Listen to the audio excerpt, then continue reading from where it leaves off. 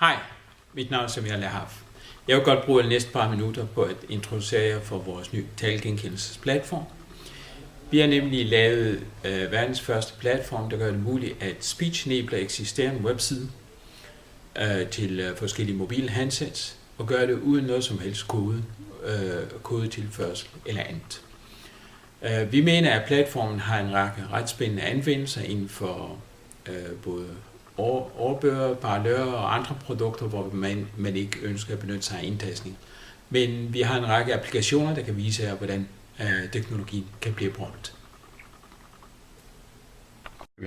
Ja, som I kan se her, så har vi egentlig prøvet som første demo en eksisterende webside, som hedder fra ordbogen.com.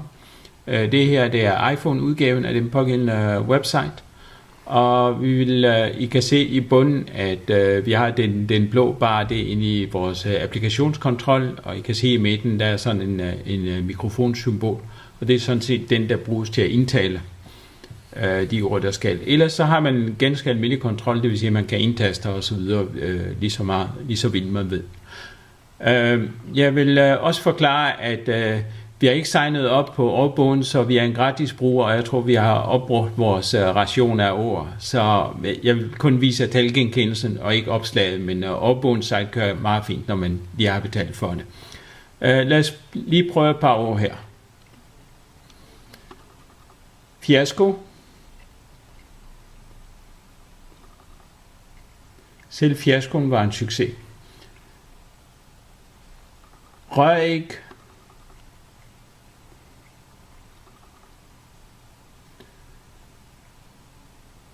Morgenmad. Hvis vi nu forestiller os, at vi endelig havde med en parlør at gøre, og ikke blot en ordbog, så skal man egentlig kunne indtale sådan nogle længere sætninger til det. Så lad os prøve det her. Undskyld, må jeg stille dem et spørgsmål?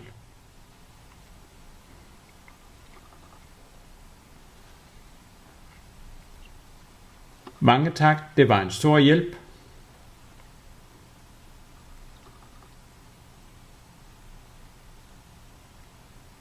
Tak, det var venligt af dem.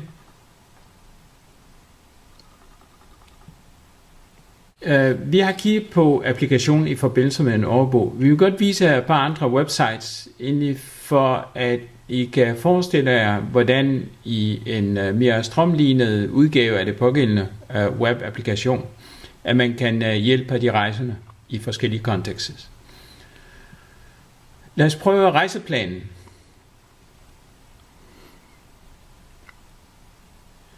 Det her det er Movias website, og vi prøver at slå op den side, der hedder rejseplanen. Normalt der har du egentlig en side, der består af 4 felter, og det vil sige, at du skal indtale stedbestemmelsen med fra og til, og et dato, og et klokkeslæt, og så en radioknap, der hedder ankomst eller afgang, som I kan se på siden. Nu vil vi se, hvordan man kan gøre det med vores applikation. Fra her til København, ankomst i morgen kl. 16.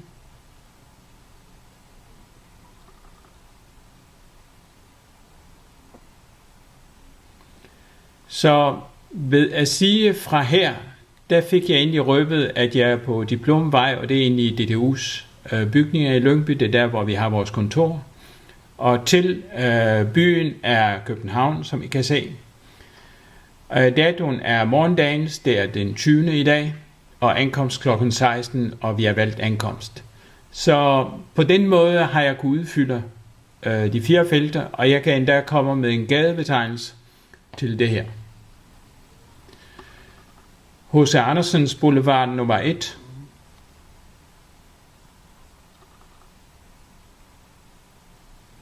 Ja, det blev ikke genkendt, det er fordi jeg ikke sagde til før. Lad os prøve igen. Til H.C. Andersens Boulevard nummer 1.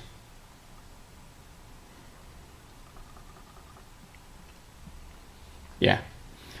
Det er egentlig sådan, vores applikation virker. Vi identificerer felterne ud fra de præfikser, som felterne har, og det vil sige fra og til og dato og klokkeslæt. Men det var rejseplanen, og det vil sige, at I har kunne se, hvordan vi kunne bruge stedbestemmelsen til at, og i det her tilfælde GPS'en på handsættet til at se, hvor vi er. Det kan man godt forestille sig nogle sjove applikationer med for en rejsende. Og nu vil jeg bare prøve et andet sprog, bare for fuldstændigheds skyld. Vi prøver eBay, som egentlig også har en ret fin website, også iPhone-website. Her har vi også en hel række felter, der skal udfyldes, både med en item name, og så en kategori, og så en price range på det. Lad os prøve med vores applikation her, og se, hvordan vi kan udfylde de felter. Bicycles in sporting goods between 500 and 700.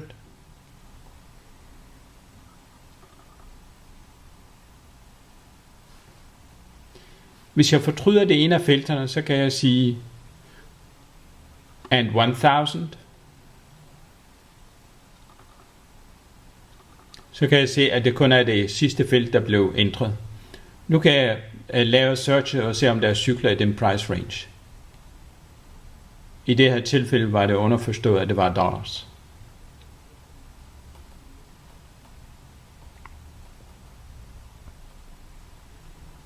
Så egentlig sådan nogle searches kunne også være ret interessant for en rejsende, og jeg kan se mulighederne for at kunne udvide sådan de forskellige opslagsfunktioner med en række aktive og live searches på i de forskellige steder, som folk rejser hen til. Det her, det var bare en kort gennemgang af nogle af de funktioner, som vi har. Jeg håber, at det har illustreret sådan lidt af det, vores produkt kan. Jeg vil bare til afrunding sige, at speech enabling af eBay-websitet har taget omkring 20 minutter, og det er det samme har været tilfældet for de andre websites. Vi ser frem til at fortsætte vores dialog. Hej.